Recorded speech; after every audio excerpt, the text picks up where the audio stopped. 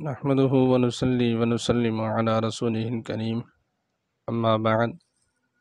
فأعوذ بالله من الشيطان الرجيم بسم الله الرحمن الرحيم محترم و معزز و مکرم سامعین، گزشتہ نشست میں ہم نے بات کی تھی کہ بچے کے اندر کسی عضو کا نہ ہونا یا کسی عضو کا معوف ہو جانا، مفلوج ہو جانا،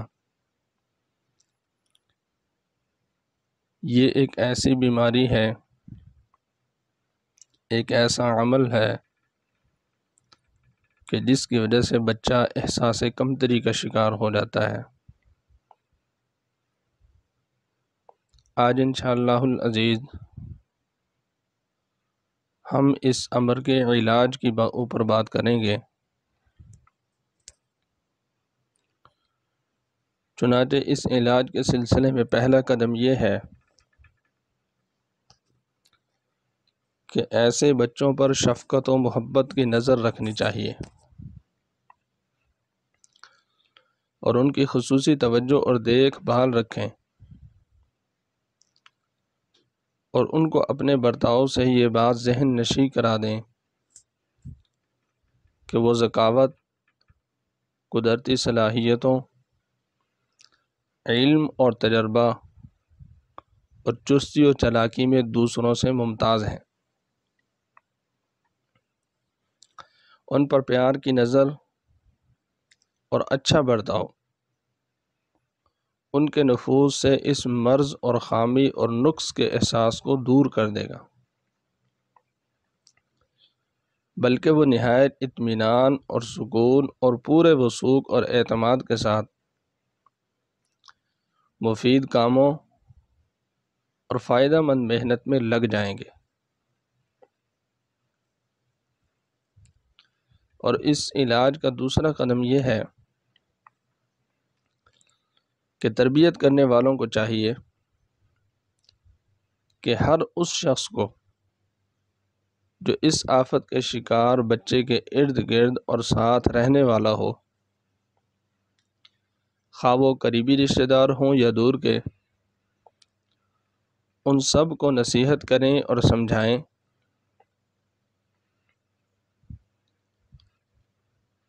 اور ان کو تحقیر اور اہانت کے انجام اور مذاق اڑانے اور دوسرے تذلیل کے نتائج سے آگاہ کرتے رہیں، اور ان پر یہ واضح کریں کہ اس کا ان بچوں کی نفوس پر کتنا بڑا اثر پڑتا ہے اور ان کی طبیعت پر اس کا کتنا زبردست بوجھ اور اثر پڑتا ہے۔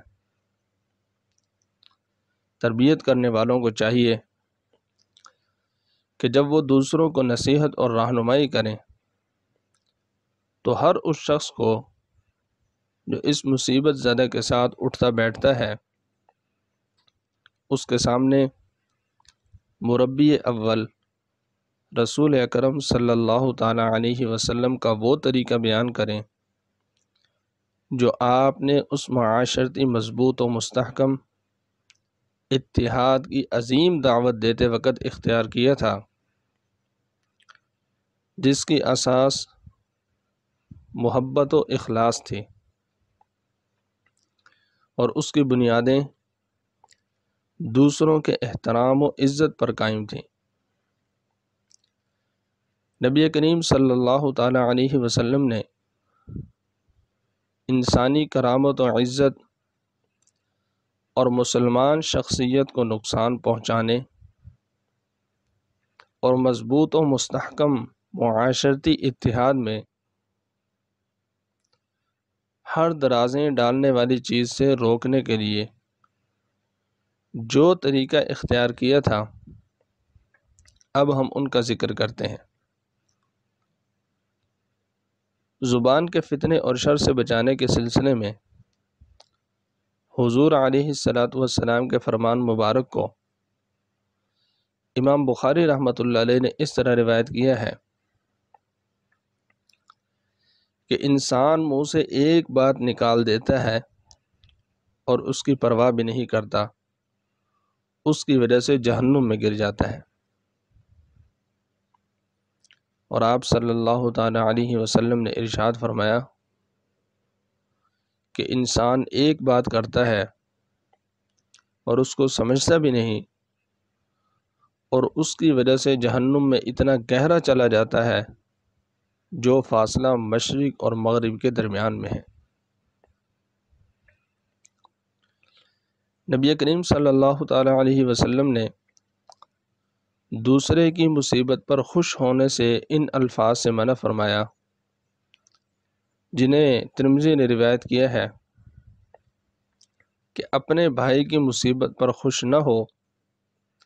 کہ اللہ اس پر رحم کھا لے اور تمہیں مصیبت میں مبتلا کر دے۔ نبی کریم صلی اللہ تعالی علیہ وسلم نے اشارے کے ذریعے بھی کسی کی تذلیل کرنے سے منع فرمایا۔ چنانچہ ابو داؤد اور ترمذی روایت کرتے ہیں کہ حضرت عائشہ رضی اللہ تعالی عنہا نے فرمایا کہ میں نے ایک مرتبہ نبی کریم صلی اللہ تعالی علیہ وسلم سے کہا،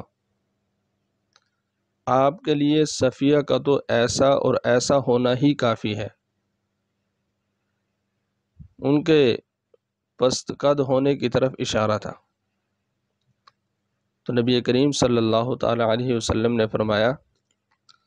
تم نے ایسی بات کہی ہے کہ اگر اسے سمندر کے پانی میں ملا دیا جاتا تو وہ اسے بھی خراب کر دیتی۔ یہ تمام امور جن سے منع کیا گیا ہے، یہ سب کے سب اللہ تبارک و تعالی کے اس فرمان کے تحت داخل ہیں کہ اے ایمان والو، نہ مردوں کو مردوں پر ہنسنا چاہیے، کیسا مجیب ہے، کیسا عجب ہے کہ وہ ان سے بہتر ہوں، اور نہ عورتوں کو عورتوں پر ہنسنا چاہیے،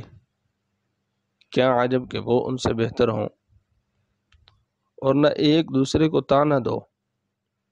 اور نہ ایک دوسرے کو برے القاب سے پکارو، ایمان کے بعد گناہ کا نام ہی برا ہے، اور جو اب بھی توبہ نہ کریں گے وہی ظالم ٹھہریں گے۔ بہرحال اس علاج کا تیسرا مرحلہ اور قدم یہ ہے کہ تربیت کرنے والوں کو چاہیے کہ وہ ان بچوں کے لیے جو کسی آفت و مصیبت کے شکار ہیں، ایسے ساتھیوں کا انتخاب کریں جو اچھے اخلاق، آداب اور پسندیدہ عادت کے مالک ہوں، تاکہ وہ جب ان کے ساتھ اکٹھا ہوں اور کھیلیں اور آپس میں پیار و محبت کی باتیں کریں تو ایسا برتاؤ کریں جس سے قلبی طور سے ان کو یہ محسوس ہو جائے کہ لوگ ان سے محبت کرتے ہیں اور ان کا خیال رکھتے ہیں اور ان سے ہمدردانہ برتاؤ کرتے ہیں۔ بچے کی شخصیت کے اجاگر کرنے اور اس میں میل جول کی عادت پیدا کرنے کے سلسلے میں ابن سینا لکھتے ہیں کہ بچے کے ساتھ مدرسہ اور اسکول میں ایسے بچے ہونے چاہیے جو اچھے اخلاق و عادات اور پسندیدہ اطوار کے مالک ہوں، اس لیے کہ بچہ اس کی زبان کو سمجھتا اور اسی کو اخذ کرتا ہے اور اسی سے مانوس ہوتا ہے۔ امام ترمذی نوادر میں نبی کریم صلی اللہ تعالی علیہ وسلم سے روایت کرتے ہیں کہ آپ صلی اللہ تعالی علیہ وسلم نے فرمایا، بچے کا بچپن میں چاق و چوبند، چست و چلاک اور میل جول رکھنے والا ہونا بڑے ہو کر اسی کی عقل و سمجھ کو بڑھانے کا ذریعہ ہوتا ہے۔ تو ہماری گزشتہ باتوں سے یہ بات سامنے آتی ہے کہ اگر مربی چاہے تو اپنے آفت زدہ معذور بچے سے معذوری کے احساس کو دور کرنے کی پوری صلاحیت رکھتا ہے، اور اس کے پاس اس کے تمام وسائل موجود ہیں، چاہے وہ محبت و شفقت اور پیار کی نظر سے تعلق رکھتے ہوں یا اس کی دیکھ بھال اور خصوصی توجہ سے، یا اس معاشرے کو متنبع و ہوشیار کرنے سے جس میں وہ بچہ رہتا ہے تاکہ اس کی تذلیل و تحقیر اور اہانت نہ ہو، یا ان اچھے ساتھیوں کی جماعت کے انتخاب سے متعلق ہوں جو اس کے ساتھ اٹھتے بیٹھتے اور میل جول رکھتے ہوں،